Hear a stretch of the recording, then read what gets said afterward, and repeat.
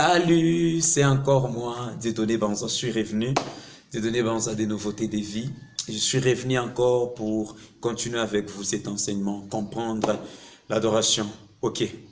Alors, quel est le sujet d'aujourd'hui? Avant d'y arriver, je vous ai parlé autrefois dans notre vidéo de l'adoration dans les jardins d'Éden. Nous avons souligné trois choses importantes. Nous avons parlé que l'adoration s'exprimait par le travail. C'était aussi défini comme le travail.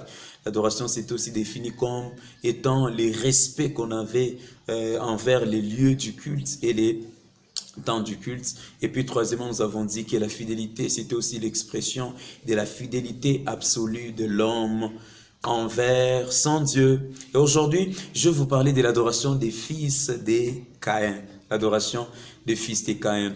J'ai aimé quand j'ai vu ça dans Genèse chapitre 4, verset 22. Vous allez voir déjà là, on est en train de nous parler des fils des Caïn avec une chose très importante. Vous avez vu dans l'ancien temps, quand les gens travaillaient, ils cultivaient et puis ils élevaient les animaux et ça, donc ils gardaient les troupeaux, tout ça, les troupeaux des dieux. C'était une chose très importante et très significative aux yeux des dieux quant à l'adoration. Mais on nous montre un tout petit peu quand les fils de Caïn ont commencé à adorer, on nous a dit qu'ils avaient différencié au moins les activités. Premièrement, il y avait ceux qui s'occupaient de troupeaux, il y avait ceux aussi qui s'occupaient des cultiver, mais on nous montre qu'il y avait aussi une autre génération par rapport à l'autre femme qui avait dans sa descendance. Il y a une autre famille qui s'est spécialisée juste dans la création de la musique. Et là déjà, j'aimerais vous dire, dans l'ordre que les Écritures nous disent, ici sur la terre, l'adoration a commencé avec la descendance des Caïn. C'est avec sa descendance que les gens ont commencé à fabriquer les instruments et à jouer aux instruments de musique. Donc l'histoire de la musique vient de trop loin. Ça ne commence pas aujourd'hui, mais une chose de très significative, une chose de trop sensuelle que nous pouvons parler. On nous dit que c'était différencié. Il y avait d'un côté les musiciens et d'un autre côté il y avait d'autres services.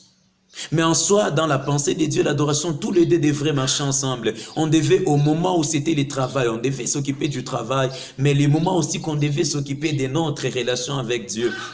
On devait le faire, ou du travail même sacerdotal, le travail sacré, ou l'appel, la sainte vocation de Dieu. On devait s'occuper des choses comme ça. Mais c'est arrivé un temps où ça s'est séparé, alors que Dieu voulait que ce soit une complémentarité. Je ne sais pas comment est-ce que vous êtes en train de voir notre génération. Moi, je vois une génération qui se divise. Les uns qui sont en train de faire les choses en partie en soi, toutes les choses devaient être ensemble et marcher évidemment. Jésus n'a pas refusé la dîme.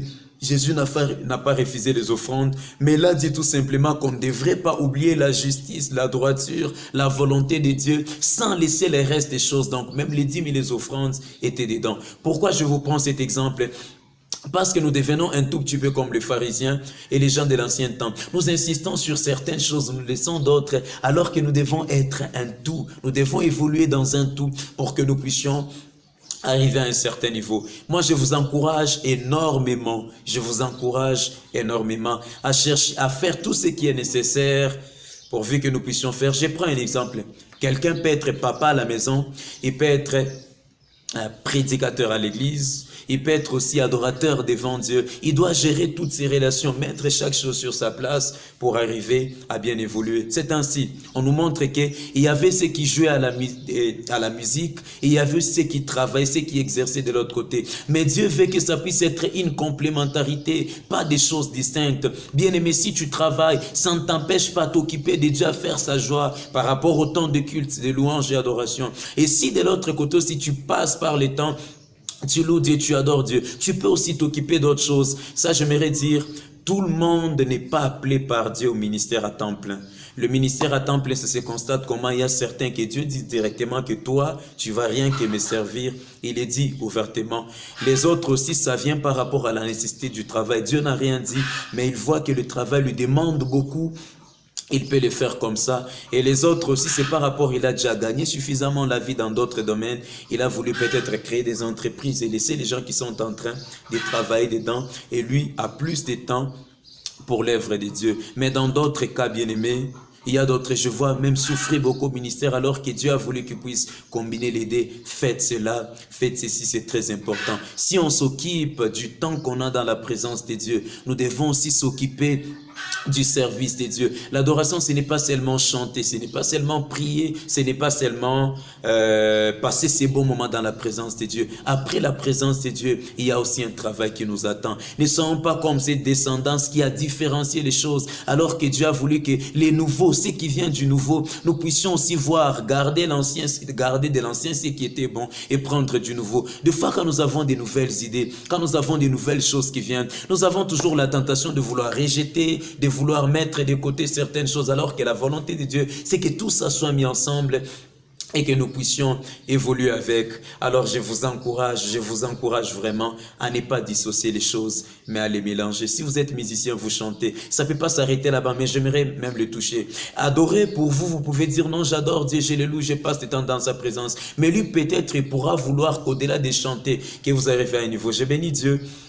La semaine passée, j'ai rencontré un homme de Dieu. Il chantait très bien, il composait des chants, je le trouvais très magnifique dans sa façon de faire. Et puis chanter ces chansons comme ça, bien que jusqu'à aujourd'hui il n'a pas encore enregistré un album, je sais que Dieu le fera un jour, mais il chantait tellement à l'église et les choses s'est passées très bien. Un bon jour, je lui ai dit que le Seigneur me dit, considérez le ministère de la parole aussi parce qu'il vous appelle à ça. Gloire à Dieu. Il a commencé un peu à se mettre à la lecture, tout ça. Et aujourd'hui, il est en train de servir Dieu au ministère de la parole, plus qu'il le faisait dans la musique. Alors, nous ne pouvons pas garder une casquette alors que le Seigneur veut que ça puisse être beaucoup. Mettons-nous, travaillons tel que Dieu est en train de vouloir. Ça sera vraiment de l'adoration. S'il y a les services de l'autre côté, il y a aussi la présence de Dieu. Occupons-nous de tout. Ne nous occupons pas seulement du temps qu'on passe dans la présence de Dieu sans rien faire d'autre alors que c'est nécessaire, mais aussi n'ayons pas seulement les temps du travail sans les temps de Dieu. Non, ce n'est pas normal, mes bien-aimés. Dieu fait que nous puissions, même quand nous exprimons dans sa présence, et des fois nous donne d'autres sujets d'adoration devant sa présence. C'est par rapport à ce que nous vivons dans le quotidien, j'allais dire, par rapport à notre travail que nous sommes en train de faire. Alors je vous encourage énormément à ne pas dissocier ces choses, à les mettre ensemble. Ainsi, nous deviendrons de la génération de ceux qui font ce qu'il faut, à la place qu'il faut, et le Seigneur sera très dans la joie. J'aimerais prier avec vous. Si vous avez une question, vous pouvez nous l'envoyer, vous pouvez nous les mettre déjà. Vous pouvez facilement voir nos contacts juste là en bas. Seigneur, je prie pour quelqu'un qui vient de suivre ce message. Bénis sa vie, fais-lui comprendre tout ce qu'il doit faire dans sa vie.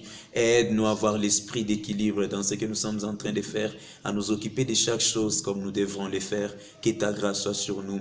Bien que ce n'est pas toujours facile, mais nous savons qu'avec toi, rien n'est impossible. Merci pour ce que tu vas faire et merci pour la transmission du message que tu vas amener dans les cœurs de plusieurs avec action de grâce. Amen. Soyez bénis et à la prochaine occasion. N'oubliez pas d'aimer et de partager la vidéo si vous l'avez trouvé.